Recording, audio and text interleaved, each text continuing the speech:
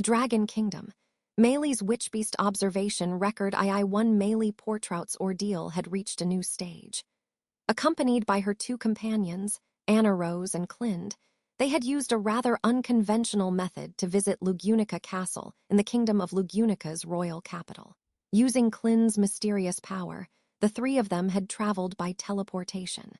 The boulder-faced knight charged with guarding the castle dropped his head into his hands, saying, "If such a person truly exists, no amount of security will ever be enough to protect people of importance." Meili was apologetic, feeling rather sorry for him. If there had, in fact, been someone with Clind's abilities during her and Elsa's time in the assassination business, then they would have completed their assignments with much less hassle. So, in that respect, it was a good thing that Clind was just a child-loving pervert who served Anna Rose. "Unfortunately, it's not the kind of power I can use freely. I hope you're aware that proper compensation must be paid." "Gratitude," he said as he glanced over his shoulder at Meili. Meili's shoulders shook. She felt uncomfortable since it felt as if he had read her thoughts, but she quickly realized this wasn't the time to be worrying about Clind or the boulder-faced knight. The reason being, "Are you the girl who can lead the way to the Pleiades watchtower?" The question came from the monster standing before her. As a tamer of witchbeasts, it wasn't that she had the power to fight directly herself, but she had certainly encountered a variety of opponents weak and strong during her time with Elsa, who loved fighting. However, she had never encountered anything like the one standing before her now. He was a true monster. "There's no need to be so nervous, but I suppose it doesn't sound very convincing when it's coming from me." Meili stood frozen as this monster before them addressed her directly. "I don't mean to frighten you. I only wish to ask you a question first of all." Then, looking over her slender shoulder with his blue eyes, he asked, "How did you tame that witchbeast?" Meili flinched, and a small creature suddenly leapt onto her head. As it extended its pincers towards the sky, the young man raised his eyebrows slightly in surprise. "Whoa!" Everyone else was not so calm as pandemonium quickly spread amongst the group. Meili reflexively covered her face as small pincers snapped above her head, her mind overcome with confusion since she didn't know what to do. "Meili, calm down!" screeched Anna Rose from right beside her in an attempt to pacify her. It was no use, however, for Meili had fallen into a state of disarray in this terribly unexpected occurrence. Following her deep-rooted defensive instinct she had developed from a young age, she let the witchbeast rage as it attempted to cut down everything in her vicinity. A sudden voice and sharp slap cut through the chaos in the great hall. "Dumbass, you're the one causing her to panic, so get your ass back here." "Huh!" Meili raised her head to see the monster in front of her stepping back. The source of this voice and the loud slap was a young girl with gold hair coming forward to meet them. Her crimson eyes peered at Meili, and then at the creature on her head, a small, crimson scorpion. "I understand how you feel, Bane, leered at by a crowd of people as though you're some weirdo. They're a bunch of creeps." As she spoke, the girl held out a finger towards the crimson scorpion, which aimed a pincer at it. "Whoa now." She quickly pulled her finger out of harm's way and gave a cheerful laugh, one protruding tooth standing out from the rest. "Heh, what a lively insect. Your pincers seem pretty sharp, eh? It could probably slice a thin finger right off." Now, are you serious? Then that could have been pretty dangerous. The girl's demeanor, which was more unorthodox than reckless, made Meili respond in her natural way of speech. "Lady Felt, please be careful," said the man standing behind the smiling girl. "Though it may be tiny, it's still a witchbeast." "So you're the pipsqueak professing to be able to control witchbeasts, right? Putting it on your head like that ain't nothing, I guess. Looks like you could be telling the truth. More or less." At the caution of the monster, the girl sharpened her almond-shaped eyes, and with that expression, surveyed the distinguished old men lined up inside the great hall. "You old geezers haven't learned anything, have ya? Don't you remember how you pulled the same sort of shit when you came to see me and pissed me off? Or are you all a bunch of idiots or something? Lady Felt, just because you are a candidate doesn't mean you can behave like that," criticized Bordeaux. "I was like this before I was given an insignia," she retorted, crossing her arms. "Just 'cause you're old doesn't mean you can pretend to be hard of hearing. If you want to be treated with respect, then show me some sincerity first." The bald old man, Bordeaux, furrowed his thick eyebrows and fell silent.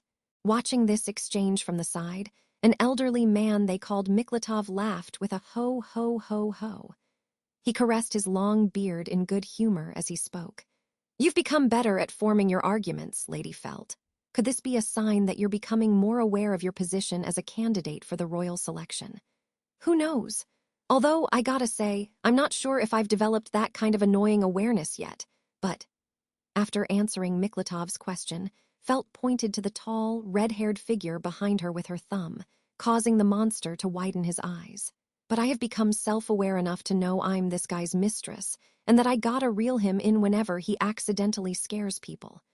Well, then we're grateful that you're with him, Miklatov replied. Don't mention it. Brazenly responding to her senior, Felt spun around to face the visitors. Meili slightly stiffened at the strong-willed crimson eyes pressing upon her. Felt laughed good-humoredly. I'm Felt, one of the royal selection candidates, and that sword saint's mistress. Nice to meet ya. Giving Meili an abrupt slap on the shoulder, Felt nonchalantly declared herself the tamer of a monster. The monster known as Reinhard van Astria was able to accomplish his job with ease after Felt calmed Meili down. She certainly is the owner of a divine protection, the divine protection of Witchbeast manipulation. It's an incredibly rare ability that allows her to manipulate Witchbeasts at will. With a single glance at Meili, Reinhard identified her power. Since getting others to believe in Meili's abilities was their objective, his assurance was welcome. But, just so you know, we were prepared to test the validity of our claim regarding her powers. Please do not think you did us any favors, said the girl standing next to Meili. You're pretty anal about Bane in someone's debt, huh? You're pretty mature for someone so small. Don't worry, Reinhard only glanced at her, so I don't think you owe us anything either. Splendid, then.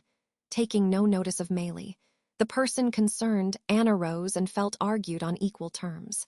In any case, with proof of Meili's Witchbeast taming divine protection, discussions with the Council of Wise Men could probably move forward. That is to say, the way to the Pleiades watchtower is therefore possible with Emilia's vassal, this Meili Portrout. Anna Rose boldly proclaimed to the council of wise men gathered there. The wise old men began their discussion at her words, but Felt and Reinhard, having arrived late, were a step behind in the conversation. Folding her arms, Felt tilted her head. The Pleiades watchtower. It's the tower that Lady Emilia, Subaru, as well as Lady Anastasia went to, Reinhard explained. In the far east, at the edge of the Augria sand dunes, sits a tower where the sage, Shala, resides. Naked Lady didn't really feel much like a sage, Meili mumbled reflexively at the mention of the sage, before immediately slapping a palm over her mouth. But it was too late. She'd drawn the attention of Felt and Reinhard, who both stared at her.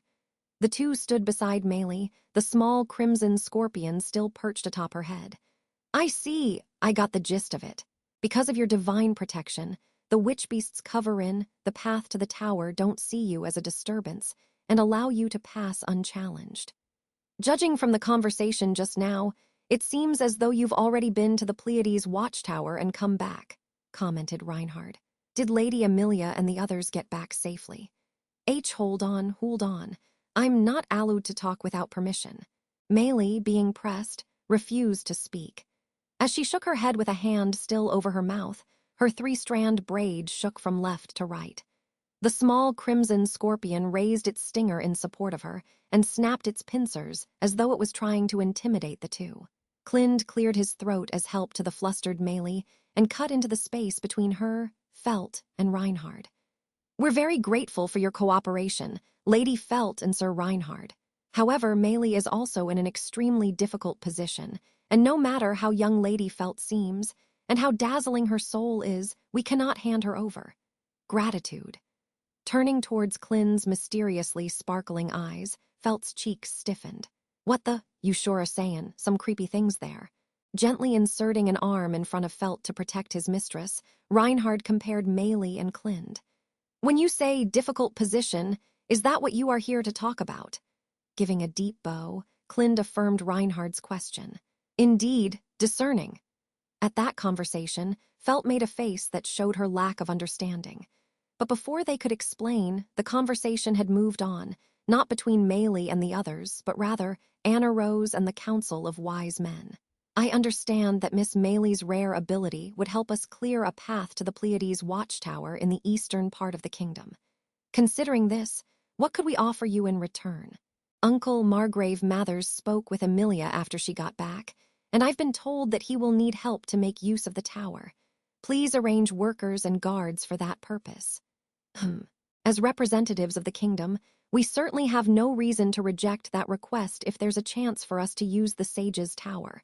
However, that is not all, I assume. Miklatov ceased stroking his beard and narrowed his eyes. Meili was caught off guard by his unexpectedly sharp gaze. She had always seen Miklatov as a kind and gentle man, but now she knew there was more to him than just that. After all, he represented the kingdom's decision-making body. Holding Miklatov's gaze, Anna Rose did not sway. Yes, we have another request. Meili admired the courage and composure of this girl, younger than her. These qualities ingrained in the young noblewoman since birth, and the strong sense of self-consciousness she displayed were truly impressive. Anna Rose gestured her hand at Meili, who stood dead still in silent admiration. The girl who holds the ability that you require in order to reach the Pleiades watchtower. Yes, what about her? Asked Miklatov. She has taken part in numerous crimes within the kingdom of Lugunica, as well as other nations. We want her absolved of those crimes, and a guarantee of her personal safety. What? Bordeaux's eyes widened, and he rose to his feet at Anna Rose's demand. In a thick voice full of disbelief, he thrust a quivering finger at Meili. And what exactly are these crimes she's taken part in? Subversive activities, assassinations, and an attack on Margrave Mather's mansion and attempted manslaughter of its residents, explained Anna Rose. It may be impertinent, but it should be mentioned she committed other crimes, such as putting the village and the Margraves' domain in danger and threatening the lives of the villagers, Clind added. Addition, she's unquestionably a serious criminal. Bordeaux banged his fist on the desk at this outrage, the sound reverberating through the great hall. Feeling the dry atmosphere and the severe gazes focused on her, Meili came to grips with their reactions, considering them to be only natural. No matter how young she may be, this was a justifiable response to what she'd done. It was the response of the Amelia camp, Amelia, Subaru, and Petra, that had been strange. However, why did you feel the need to bring that shit up? Felt suddenly asked. Lady Felt, that has nothing to do with us. If we don't ask, she began, cutting off Reinhard, they're gonna start talking about punishments and whatnot. I'm more interested in this because there's no point in discussing all of that. So, why'd you go and bring it all up? In an instant, Bordeaux's fury simmered down as though it had been drenched with cold water, and the other wise men, including Miklatov, looked to Meili for an answer. Meili dropped her gaze, trying to carefully choose her next words. As though attempting to encourage her, the small crimson scorpion dropped to her shoulders and reassuringly clicked its pincers. Receiving courage from this, she opened her mouth. I did a lot of bad things, but even so, there are people who told me it was okay to live regardless of my past. Don't you think they're big dummies? I think so too. But I don't want to be the cause of their trouble, Sue. You wanted to come clean with your past crimes and clear your name before they came to light.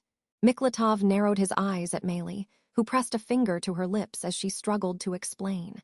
She was fully aware that she was making things easy for her as she nodded. Yes, selfish, isn't it? Perhaps, but the nature of your divine protection may be substantial enough to warrant this. Lord Miklatov, what are you thinking about? Asked Anna Rose. Suppose we want you to stay and serve the kingdom in exchange for absolving you of your crimes and giving you your freedom. What would you think? Miklatov asked Meili as if to test her resolve. Meili tensed up at this query, but slowly shook her head side to side. No, I don't want thought. It might be selfish, but I've already decided where I want to live my life. At her reply, Felt roared with laughter. Kuahaha, get rejected, old man. My lady, chided Reinhard. Waving her hand dismissively at the knight's words, she continued. Quit it with the jokes, old man. You shouldn't ask for something you don't really want. Saying no can be tiring too, you know. Dear me, you've really become sharp with your words, Lady Felt. Incidentally, it must be some kind of fate that we met here today. There is something I'd like to ask you. I figured as much when you didn't drive me away. It's Reinhard, right? At Felt's perceptive reply, a smile formed on Miklatov's wrinkly face. Beside them, Bordeaux sighed with a grim face, and Anna Rose and Clind both relaxed. Unfortunately, the one who was central to the whole discussion, Meili, had no idea what was going on.